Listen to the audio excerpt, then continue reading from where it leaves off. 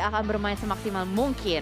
Yap, mereka akan coba mengumpulkan pundi-pundi poin tertinggi yang mereka bisa dapatkan. Dan lagi-lagi kali ini bergerak dari bagian selatan menuju ke arah bagian utara. Memotong cukup adil menurut gua karena kalau kita berbicara Sanok 4x4 tentu bisa untuk menuju ke arah drop zone masing-masing. So let's see, Axis sudah mulai turun dan ini yang gua katakan. Ini benar-benar hanya tidak selatan bahkan ya, cenderung barat ke arah bagian utara. Jadi mungkin player-player yang mau ke Kampong Dok Lakawi ini butuh effort. Jalan sekitar ya 5-20 detik mungkin atau 10-20 detik, let's see lah bagaimana. Alright, dan itu adalah estimasi waktu yang sudah dibicarakan oleh Eldoge. Bahkan gue benar-benar berharap yang terbaik untuk NFT karena jumlah pengumpulan poin dari NFT belum terlalu maksimal. Semoga di Sanho kali ini dengan mereka bermain di bagian Pulau Alpha, mereka bisa mengumpulkan poin sebanyak-banyaknya dan circle-nya mengarah ke Camp Alpha alias Pulau Alpha. Wow, ini circle yang akan sangat baik untuk NFT tentunya ya. Yes. Dan ini mungkin doa kita yang dari awal kita salurkan untuk tim Indonesia bisa lebih maksimal. Mungkin ini jawabannya. Kita doakan zona akan semakin mendonat ke arah bagian alpha dan tidak terlalu membuat NFT sulit untuk bergerak. Ataupun kalaupun shifting terjadi NFT bisa dapat momentumnya. Tapi kita berpindah terlebih dahulu. YG, Yangon Galacticos bertemu dengan 3 player Onyx di sekitaran Quarry. Dimana kali ini berbahaya sekali AK menggunakan KBZ. Tembakan ke arah bagian depan. Wow. Tidak bisa untuk memberikan knockdown karena DBS error. Knockdown dan memulangkan AK ke lobby. Yes, benar banget. Yangon Galacticos harus kehilangan satu punggawanya. Bahkan tadi namanya Yega. Yega. Yega. Kan gitu. YGAK kan. Iya. Yega. Yega. Kurang N. Ngak. N. Kan harusnya ngak. Iya gak sih? Kan kalau Yega. di SMS gitu. Wow, Chat. old school ya. Chat gitu kan kayak Yega. Yega. Y-nya pisah sama gak gitu ya. Iya, Oke. gitu. Mungkin saya beda. Iya memang compound. Tapi kalau mereka mau bergerak ke sekitar ini cukup open field. Dan gue belum lihat ada vehicle yang dimiliki oleh Four Rifles. Tapi satu playernya sepertinya membuat jarak di antara yang lainnya. Dan mereka sekarang nyisir bagian tebing. Hati-hati karena Band United siap untuk take down mereka. Ya dan pergerakan dari Four Rifles ini gue agree banget sih. Yang namanya ini apa ya, gerakan nempel ke tebing sih. Jadi biar angle shot dari si Wildcat juga nggak bisa ke arah Four Rifles itu sendiri. Mungkin sempat terdengar ada beberapa kaki-kaki kecil dari Wildcat. Jadi ada indikasi bau-bau mangsa di depan sana. Dari Wildcat langsung berusaha menembak. Tapi itu dia. Karena gerakan Four Rifles, gerakan nempel di tebing, membuat Wildcat nggak dapetin angle shot ke arah sana dan off angle terjadi. Timpuk-timpukan granat, Apple masih bisa menghindar, tembakan terus menerus, kena headshot. Tapi Wildcat masih bisa menghindar, namun terlalu banyak pick dari Four Rifles membuat Wildcat tidak berdaya. Ya ini tentu akan menyulitkan dari tim BN sendiri walaupun ada balasan knockdown terjadi. Namun setidaknya dari tim Four Rifles akan bisa untuk melakukan revive. Dan itu dia kendaraan yang tadi sempat gua khawatirkan, ternyata Four Rifles sudah mengantisipasi dari Baunam atau BN United sendiri kali ini. Bergerak dari bagian ruins atas dari puncak Pulau Alpha. Ini tentu akan sulit banget lah untuk bisa melakukan revive ke arah Shironeko atau Wildcat dalam bahasa Inggris ya tentunya. Shironeko. Anda Vivibu ya? Saya di Jepangan. Oh, di Jepangan. Muka Anda mirip sih. Hai, dan kita lihat sekarang Capone. Oh my god, kali ini Four Rifles malah yang harus tertembak terus menerus ya. Masih ada usaha revive nampaknya, tapi ini pemburu. Wah. Lihat pergerakannya menuju ke arah depan, tapi Sunoas mencium pergerakan tersebut. Pemburu masih menghindar dengan begitu cepat, namun dari Sunoas akan berubah kembali targetnya ke arah satu player dari Four Rifles di depan sana. Ya betul banget, namun kembali lagi yang gua katakan tadi akan semakin sulit bagi BN United untuk bisa take down dari Four Rivals sendiri. Apalagi kalau kembali lagi ada sebuah penculikan yang bisa dilakukan. So let's see, sementara di bagian elimination feed kita lihat dari Microboy. Berhasil untuk take down pemain dari tim Secret Fredo yang minggu kedua ini ya baru bermain. Iya benar, Fredo. Fredo ini adalah salah satu player yang menurut gue cukup mengerikan juga sih.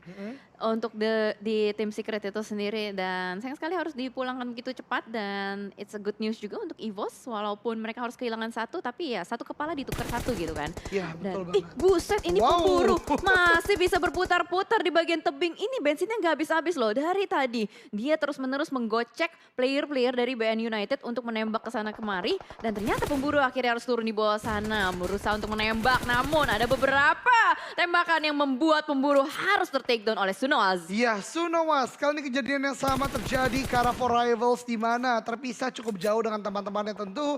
For Rivals tidak akan bisa untuk melakukan revive secara mudah.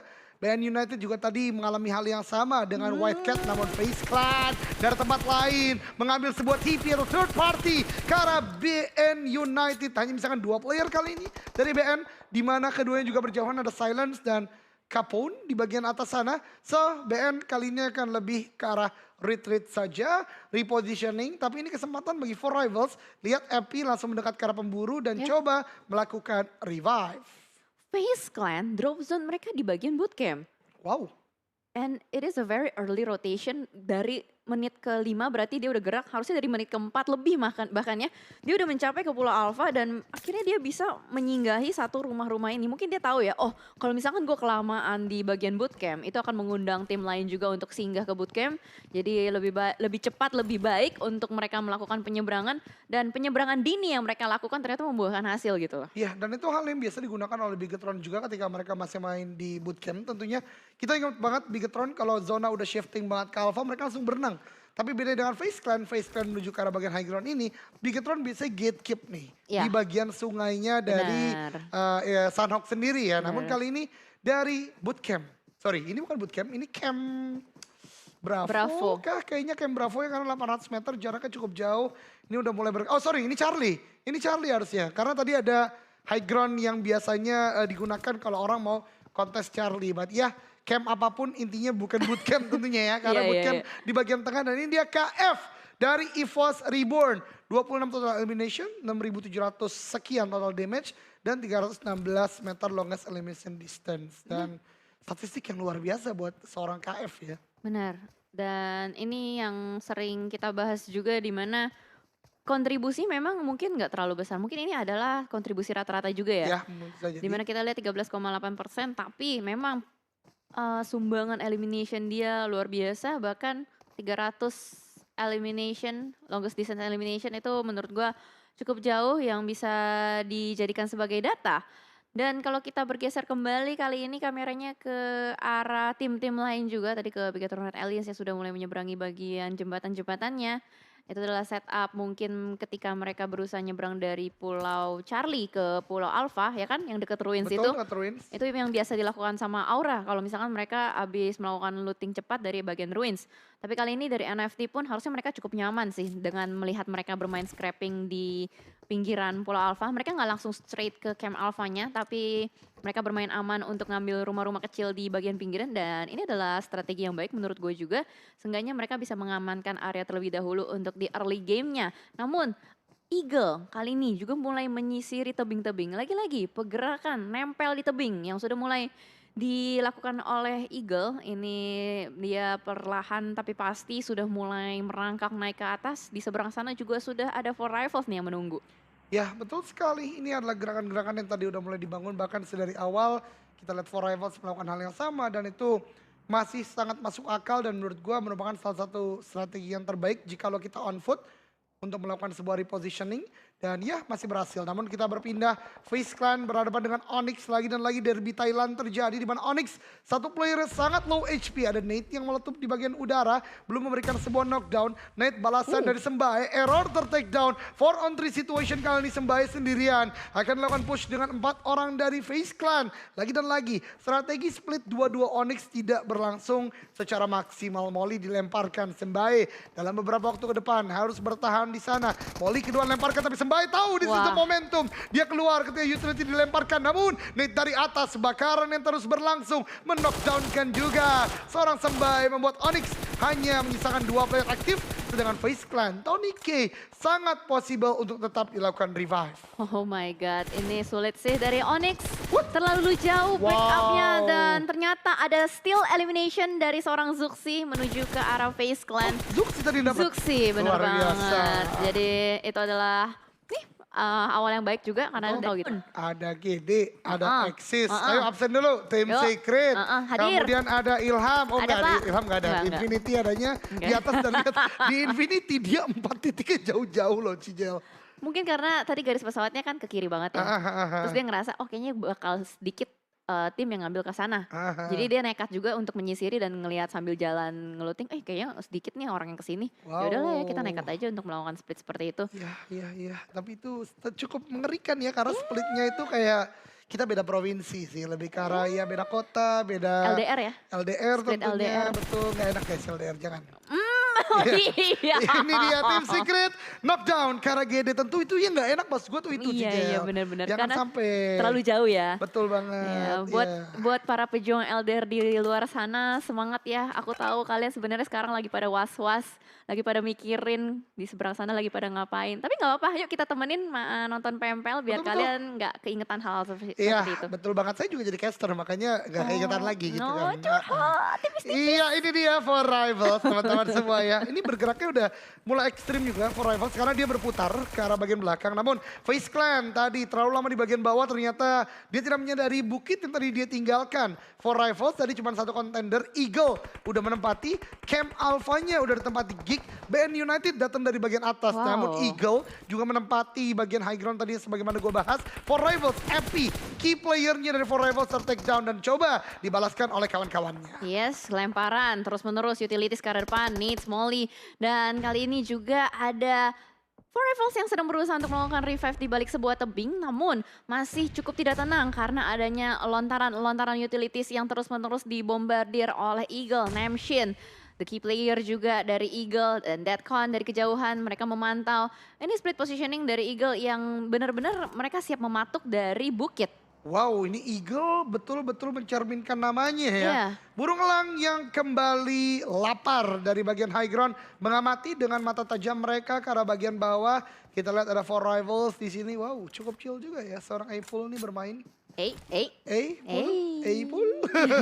Chill banget loh dia tadi kan. Iya jelas karena juga mereka sementara kan masih bisa bermain di GH mereka masing-masing kan ya. Betul, Jadi masih betul, bisa betul. melakukan setup duduk yang enak. Jadi selain melakukan setup dari in game mereka juga harus melakukan setup duduk. Iya betul. Duduk penting nyaman. banget, penting banget. Yang penting penting sopan. banget. Yang penting sopan, betul banget. Mm-mm.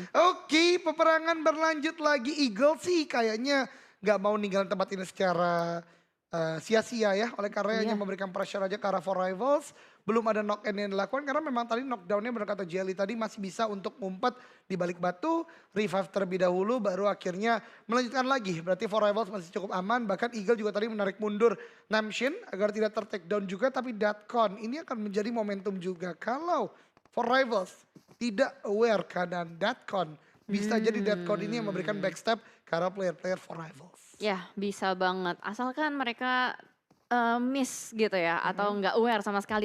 Namun kali ini oh my god ini dia yang tidak kita inginkan. Lyzerk yang harus tertumbangkan oleh seorang Booms. Genesis Dogma secara tidak sengaja mereka bertemu juga dengan EVOS di luar sana. Lyzerk pun ter-take down oleh Daybot dan di sisi lain juga ada Geek Fam yang bertemu dengan APG. Dimana kali ini shifting zone-nya. This is the time NFT. We are rooting for you to play the best of you. NFT sudah menjaga di bagian kiri tentunya. Dari Geek Fam akan melakukan healing terlebih dahulu setelah fight yang tadi dilawankan atau dilancarkan oleh mereka ke arah bagian APG. Yeah. Dan kali ini QB juga udah cukup low HP lagi dan lagi. Tempat sebagaimana Camp Alpha ini pasti akan di back off oleh banyak tim. Dan oleh karenanya dengan scope mereka yang mumpuni, mereka juga melakukan balasan tembak walaupun tadi helm mereka akan mulai terkikis. Dan Geek Fam harus sudah mulai kalkulasi worth it gak untuk selalu memberi pressure ke lawan-lawan yang ada di dekatnya. Itu satu dan kedua juga apakah worth it kalau mereka mau menguasai Camp Alpha secara keseluruhan. Karena kalau kita lihat setup mereka dua-dua, mereka benar-benar mau menguasai atau mendominasi secara keseluruhan dari Camp Alpha-nya. Dan bahkan dari For Rivals itu sendiri pun mereka sudah melakukan split juga di bagian tebing-tebing. Face Clan kali ini yang berada paling dekat dengan G. Mereka nampaknya sudah mulai melakukan pendekatan ke arah Geek. Satu player dari Face berhasil menyusup ke arah dalam. Namun posisinya masih belum ketahuan di mana.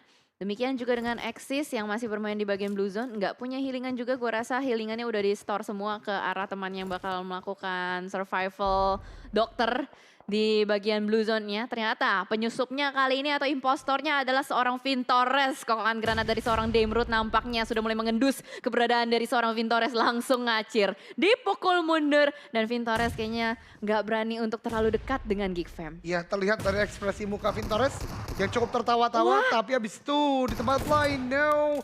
KF lagi dan lagi ya, ter-take down dari EVOS oleh The Surprise Attack. Tadi dari GD, kali ini dari Onyx yang bahkan langsung membakar KF. Dia tahu kalau dia keluar mungkin akan ada tembakan dari player lain dari EVOS. Dan Microboy menjadi the last man standing dari tim EVOS Reborn dengan 1 first aid. Berarti utility mereka tidak terlalu banyak secara healing prom. Dan dari Onyx masih nahan dong di pojok tenggara dari Pulau Alpha sebelum bergerak ke zona berikutnya.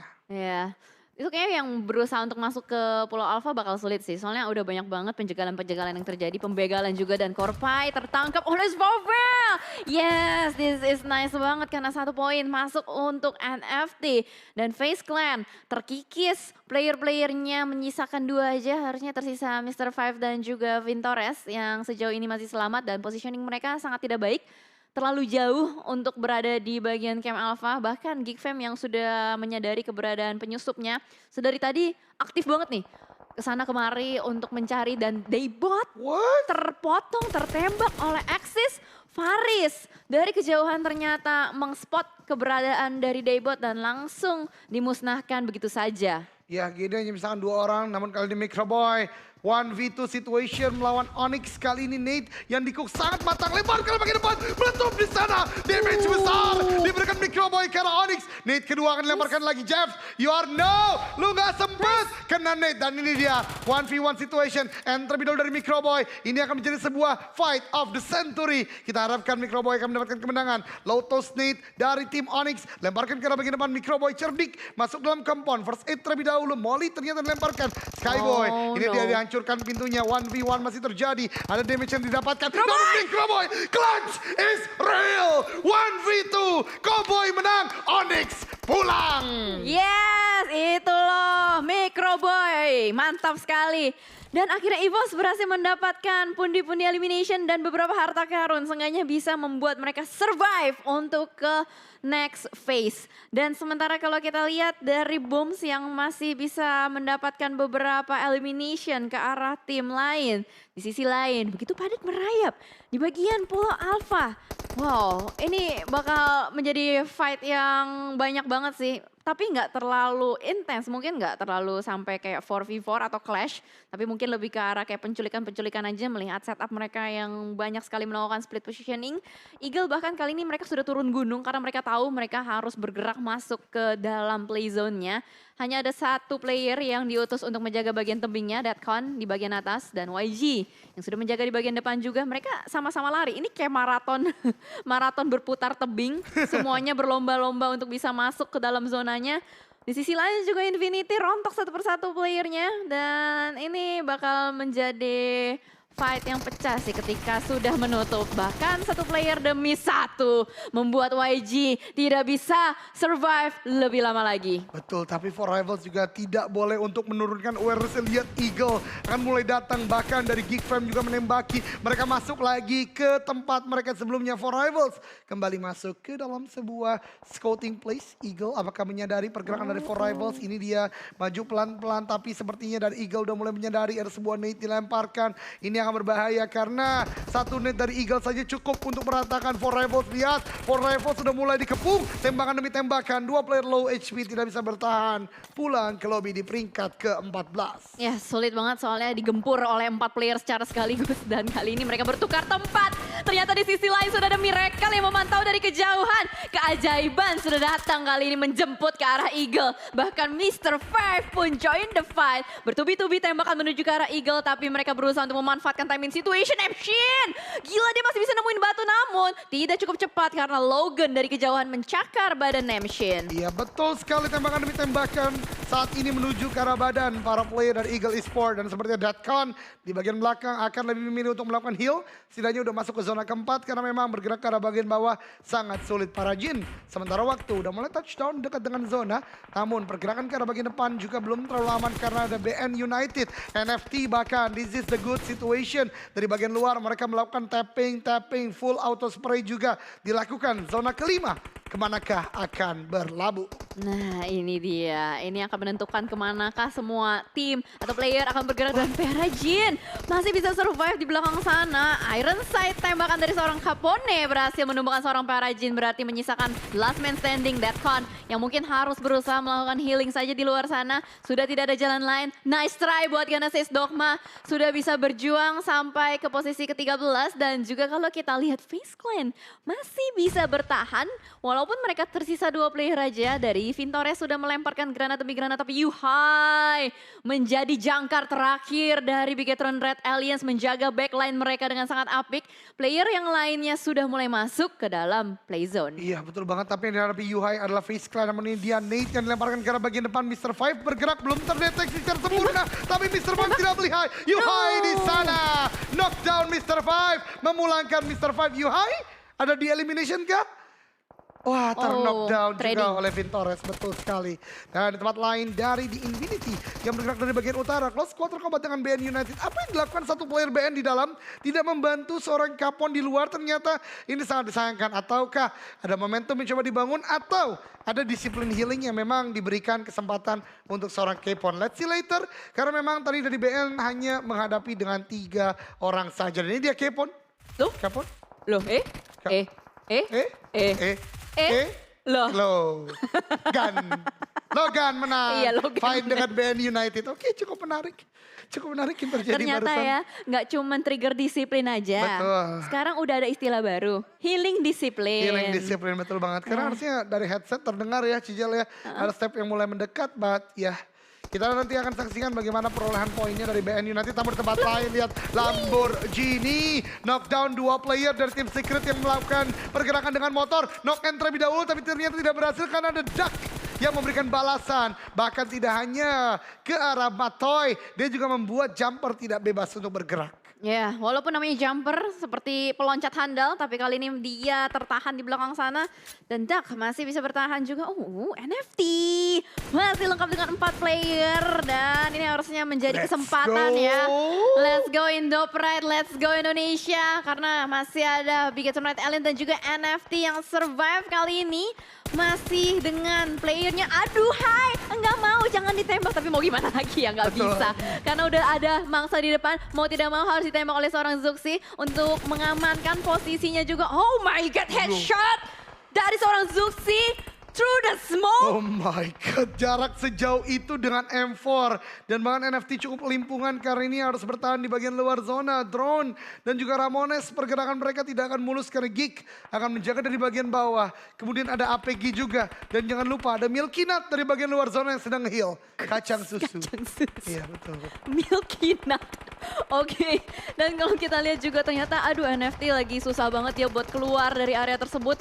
Benar-benar dihujani peluru dari berbagai arah dan ternyata Luxy terpantau di depan sana, terspot pergerakannya. Damroot berhasil memotong rotasi dari Bigetron Red Aliens dan ternyata nice banget backup dari seorang Ryzen menumbangkan seorang Damroot, tapi ternyata Blue Zone-nya udah terlalu sakit dan membuat Bigetron Red Aliens pun harus dipulangkan bersamaan dengan NFT. Nice try Indonesia, nggak apa-apa, kita masih bersama satu visi dan misi Indo Pride. Indo Pride tetap digaungkan, sudah top 5 lagi dan lagi ya masuk untuk Indonesia. Namun dari The Xavier melakukan tembakan ke arah bagian depan, the last man standingnya melakukan knock in ke satu play dari APG. Dan kali ini lihat Geek Fam Malaysia, APG dan Axis kali ini ya saling berhadapan.